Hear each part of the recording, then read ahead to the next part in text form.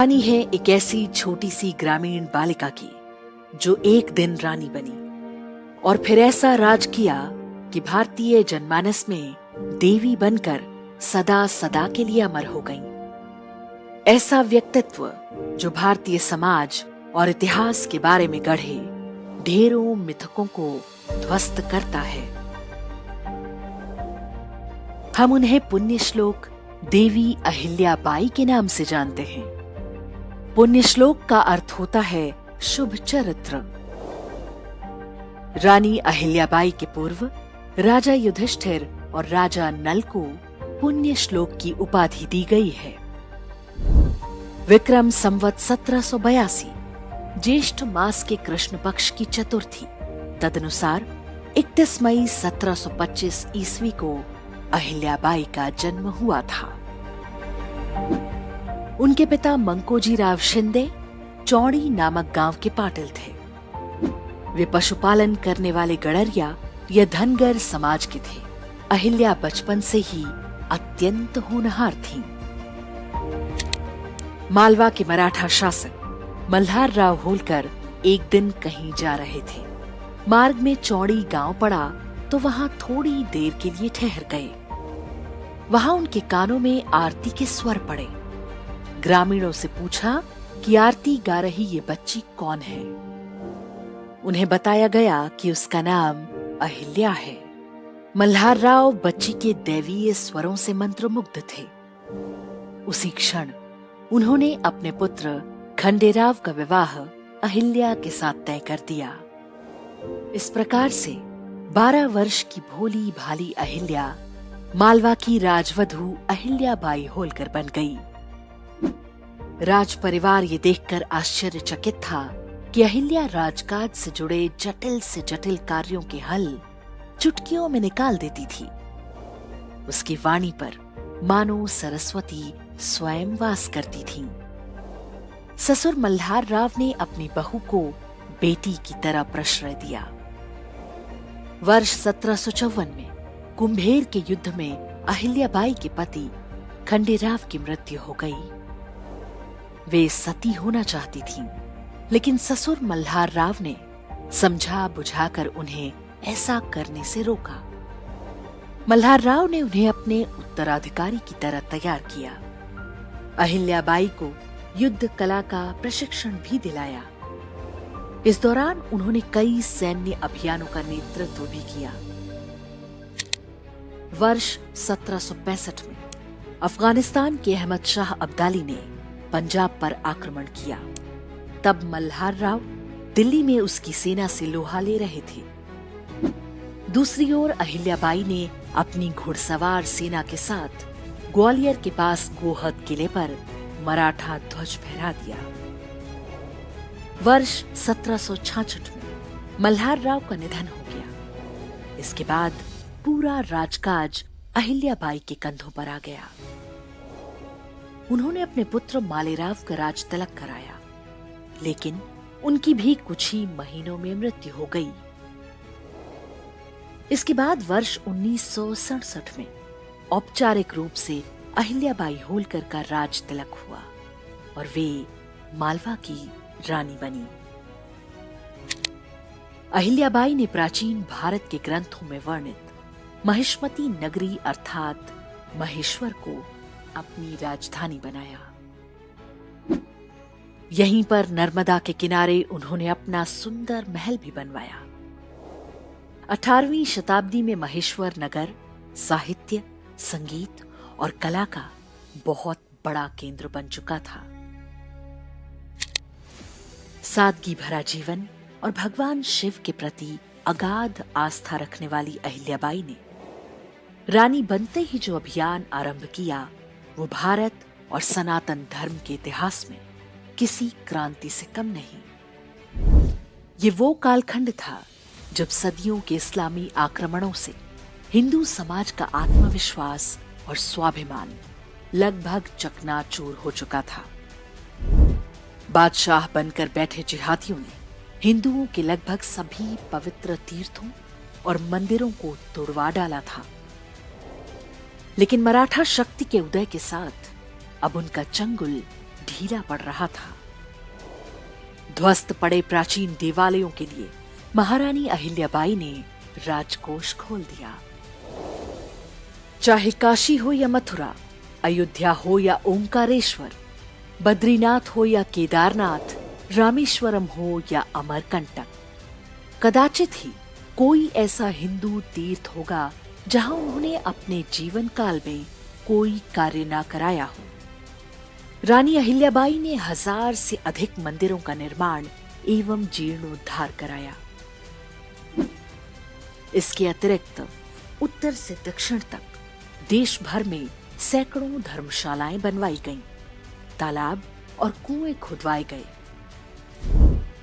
ये एक मानचित्र है जो बताता है कि कैसे देश का कोई भी कोना रानी अहिल्याबाई के कार्यों से अछूता नहीं रहा। इस चित्र में केवल एक स्थान नहीं है, वो है पाकिस्तान के कब्जे में जा चुका पेशावर। देवी अहिल्याबाई होलकर ने स्वयं 3 दिन तक वहां रहकर पंज तीर्थ मंदिर का पुनरुद्धार कराया था। दुखद है कि देश बंटने के बाद ये मंदिर आज गोदाम की तरह प्रयोग किया जा रहा है। वर्ष 1777 में महाशिवरात्रि के दिन महारानी अहिल्याबाई ने औरंगजेब द्वारा ढहाए गए काशी विश्वनाथ मंदिर के पुनर्निर्माण का प्रण लिया था और 3 वर्ष में ही इसे पूरा भी करवा दिया। आज काशी विश्वनाथ मंदिर का जो नया प्रांगण हम देखते हैं, उसमें बना मुख्य मंदिर रानी अहिल्याबाई का ही बनवाया हुआ है।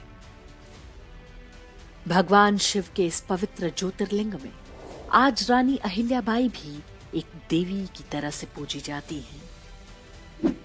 काशी विश्वनाथ ही नहीं, वाराणसी के कई पवित्र मंदिर और मणिकर्णिका घाट भी रानी अहिल्याबाई की ही देन है। प्रधानमंत्री नरेंद्र मोदी ने काशी विश्वनाथ मंदिर के नए परिसर का जब उद्घाटन किया तो वे भी देवी अहिल्याबाई के योगदान को स्मरण करना नहीं भूले। यहाँ विश्वनाथ मंदिर को तोड़ा गया तो मंदिर का पुनर्निर्माण माता अहिल्याबाई होलकर ने करवाया, जिनकी जन्मभूमि महाराष्ट्र थी, जिनकी कर्मभूमि इंदौर, माहेश्वर और अनेक क्षेत्रों में थी। उन माता अहिल्याबाई होलकर को आज मैं इस अवसर पर नमन करता हूं।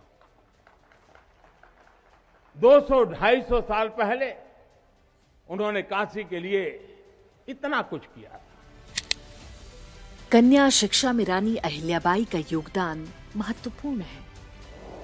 उन्होंने अपने राज्य में कई कन्या विद्यालय स्थापित कराए, जिनमें महिलाएं शिक्षिका होती थीं।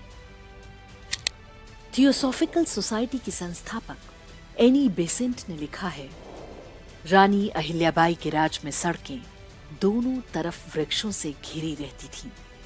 यात्रियों के लिए कुएं और विश्राम घर बनवाए गए। निर्धन और बेसहारा लोगों के लिए रानी के द्वार सदैव खुले रहते थे। एक ऐसी शासिका जो पूरे समाज में सम्मानित थी। प्रख्यात स्कॉटिश कवित्री जोआना बेली देवी अहिल्याबाई के व्यक्तित्व से बहुत प्रभावित थी। उन्होंने उनके बारे में एक लंबी कविता लिखी है। इसकी कुछ पंक्तियां हैं।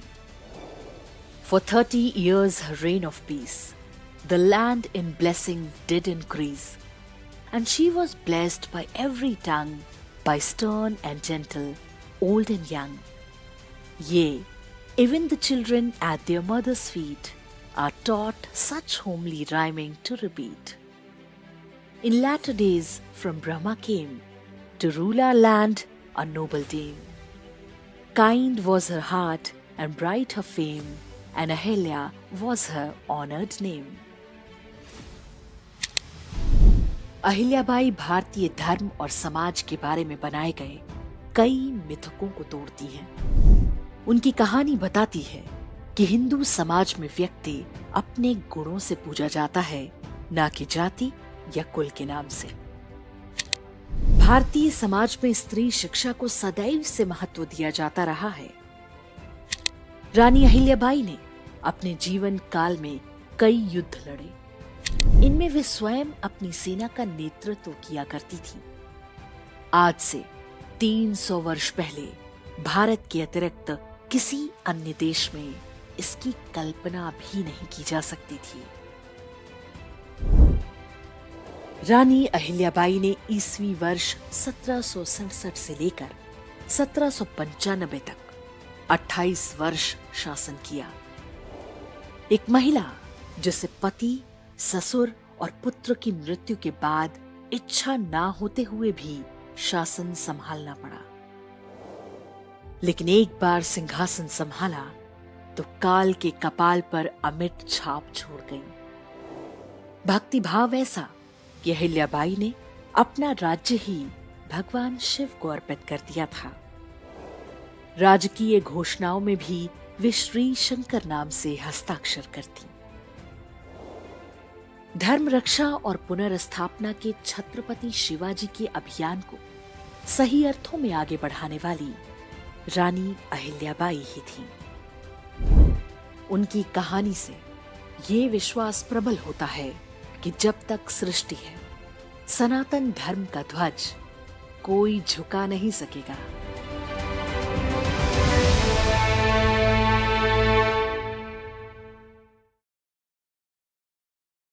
ओ देश मेरे तू जीता रहे, तूने शेर के बच्चे पाले। एक लाल हुआ बलिदान तो क्या 100 लाल तेरे रखवाले हैं। तेरी मिट्टी में मिल जावा, गुल बन के मैं खिल जावा। इतनी सी है दिल की आरज़ू, तेरी नदियों में बह जावा, तेरे खेतों